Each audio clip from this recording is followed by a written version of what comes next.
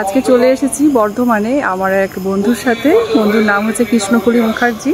খুব সুন্দর একটা জায়গায় ও আমাকে আজকে নিয়ে এসেছে, আশ্রমে। তো আশ্রম সম্বন্ধে দুই একটা কথা ওই বলবে, ওর মুখেই শুনি। বলো।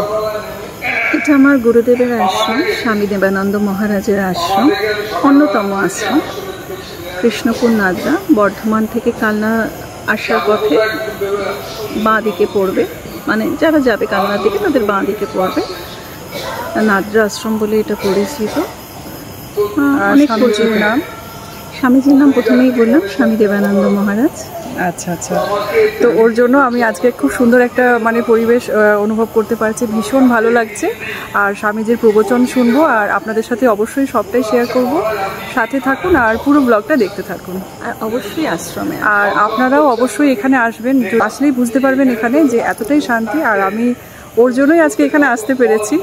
সদ্গুরু দর্শন তো ভাগ্যের ব্যাপার, একদম মাঝে মধ্যে দরকার হয়, আমাদের খুবই দরকার হয়। একদম একদম। অবশ্যই আসুন। আমাদের এই দৈনন্দিন জীবনের জটিলতা কাটাতে যদি চান, শান্তি যদি পেতে চান, মহারাজের কাছে অবশ্যই আসতে হবে। আর চলুন আপনাদের সাথে স্বামীজির প্রবচনটা শেয়ার করব, আপনারা সাথে থাকুন আর পুরো ব্লগটা দেখতে থাকুন। স্বামী দেবানন্দ মহারাজের আশ্রম হচ্ছে বর্ধমানের কৃষ্ণপুর নাদরায়। তবে আজকে কিন্তু আমি প্রথম এসেছি এই আশ্রমে। ভিডিও শুরুতেই আমি আপনাদের সাথে পরিচয় করালাম আমার বন্ধু কৃষ্ণকলির সাথে। তবে আজকে কিন্তু ওর সাথে আমার প্রথম মিট হলো, আর এর আগে ওর সাথে ফোনে কথা হয়েছিল কয়েকবার। তো যাই হোক, ওর নামটা কিন্তু আমার ভীষণ ভালো লাগে, ওর নামটা খুব সুন্দর। তো ওর জন্যই আজকে এখানে চলে এসেছি। আর কৃষ্ণকলির গুরুদেবের নাম হচ্ছে স্বামী দেবানন্দ মহারাজ। তো ও বলেছিল যে গুরুজির দর্শন করতে যাব বর্ধমান কৃষ্ণপুরে, তো তুমি যাবে আমার সাথে? তো আমি বলেছিলাম যে ঠিক আছে চলো, আমি তো কখনো যাইনি, এই আশ্রমটা দেখাও হয়নি, তো তোমার জন্য আমারও ওনার দর্শন হয়ে যাবে। তো সেই সূত্রেই আর কি চলে এসেছি ওর সাথে। এত দূরে বাড়ি থেকে কোনো রকম আগে থেকে কিছু প্ল্যানিংও ছিল না, হঠাৎ করেই আসা হয়েছে। আর এই আশ্রমে আসার পরে আমার এতই ভালো লেগেছে, আমি চারিদিকটা ঘুরে ঘুরে দেখছিলাম। আশ্রমের পরিবেশটা এত সুন্দর, চারিপাশটা। তো সেগুলো ঘুরে ঘুরে দেখছিলাম আর মনে মনে ভাবছিলাম কখন যে কোথায় কার ডাক পড়ে যায়, সবই গুরুর কৃপা। আর ঠাকুরের ইচ্ছা ছাড়া কোনো কিছুই হয় না। আমি তো আগে থেকে ভাবিইনি কখনো যে আজকে এখানে চলে আসব। তো যাই হোক, আসতে পেরেছি বলে খুব ভালো লাগছে। চারিদিকটা আমি একটু ঘুরে ঘুরে দেখছিলাম। আর স্বামীজির প্রবচন হবে, তো সেই কারণে তার আগেটাই আমি একটু ঘুরে নিচ্ছিলাম। ওনার প্রবচনটা তখনও শুরু হয়নি। তো প্রথমে ওনার দর্শন হবে, সবাই এখানে অনেক ভক্তরা এসেছেন, ওনার দর্শন করবেন। তারপরে ওনার প্রবচনটা শুরু হবে, আর আমরা ওনার দর্শন করে তারপর বাড়ি থেকে রওনা দেব। তো মোটামুটি 8টা নাগাদ আমরা ওখানে গেছিলাম। আর স্বামীজি চলে এসেছেন, সবাই গুরুজির দর্শন করছিল, আর আমি একটু চারিপাশটা ভালো করে দেখছিলাম ঘুরে ঘুরে। তো মনে মনে ভাবছিলাম যে আবার জানি না কবে আসা হবে। আজকে তো একেবারে হঠাৎ করেই চলে এসেছি। এই পরিবেশটা এত সুন্দর, আর এখানে এসে এতটাই মানসিক শান্তি পাওয়া যায়, ভীষণ শান্তি এই পরিবেশটাতে এসে। দৈনন্দিন জীবনে আমাদের প্রত্যেক দিনের ঘরের কাজ কর্ম বা বাইরে বেরোনো, এই সব কিছুর থেকে মাঝে মাঝে কিন্তু এই মানসিক শান্তির খুব প্রয়োজন।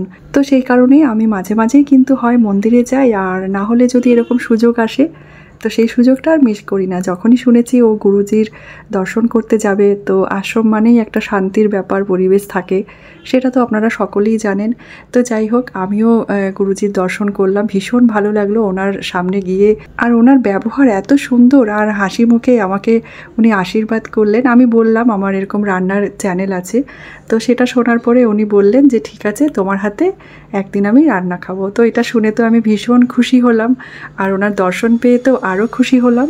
তো কৃষ্ণকলি এখানে অনেক ছোট থেকেই আসে, আর ওর মুখেই শুনছিলাম আশ্রম সম্বন্ধে সব কথা আর গুরুজির সম্বন্ধে। আর গুরুজি কিন্তু কৃষ্ণকলিকে খুব ভালোবাসে, সেটাও আমি বুঝতে পেরেছি। তো গুরুর ভালোবাসা পাওয়া আর আশীর্বাদ পাওয়া, এটা কিন্তু খুব ভাগ্যের ব্যাপার আমি মনে করি। ভালো থাকতে গেলে যত তুমি সুস্থ চিন্তা ভাবনা করো, তাই দেখবে আমাকে অনেকে বলছে যে বাবা আমার খিলাই ইত্যাদি, তা না, ভালো চিন্তা ভাবনা করো,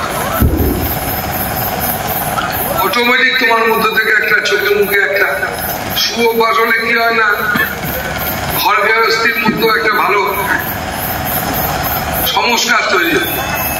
তারপর স্বামীজির দর্শন করা হয়ে গেছিল, আর ওনার প্রবচন শুনলাম। শুনে তো খুব ভালো লাগছিল, এত সুন্দর উনি কথাগুলো বলছিলেন। তারপর উনি চলে গেলেন বিশ্রাম নিতে।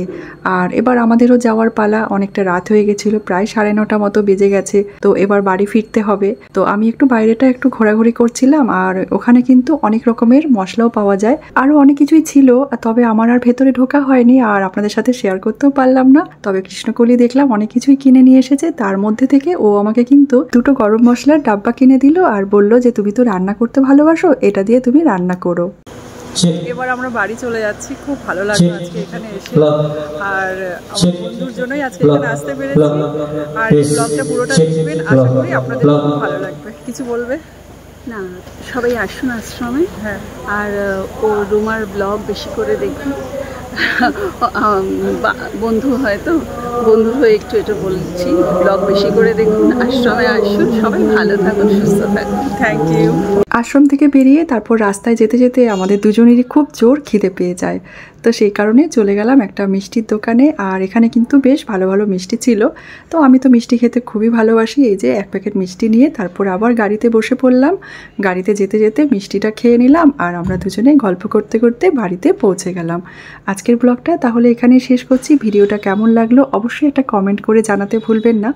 আপনাদের পজিটিভ কমেন্টগুলো কিন্তু ভীষণভাবে উৎসাহিত করে আমাকে আরও নতুন নতুন ভিডিও বানানোর। আপনাদের সাথে আবার দেখা হবে কালকের ব্লগে। আপনারা সবাই খুব ভালো থাকবেন, সুস্থ থাকবেন। ধন্যবাদ।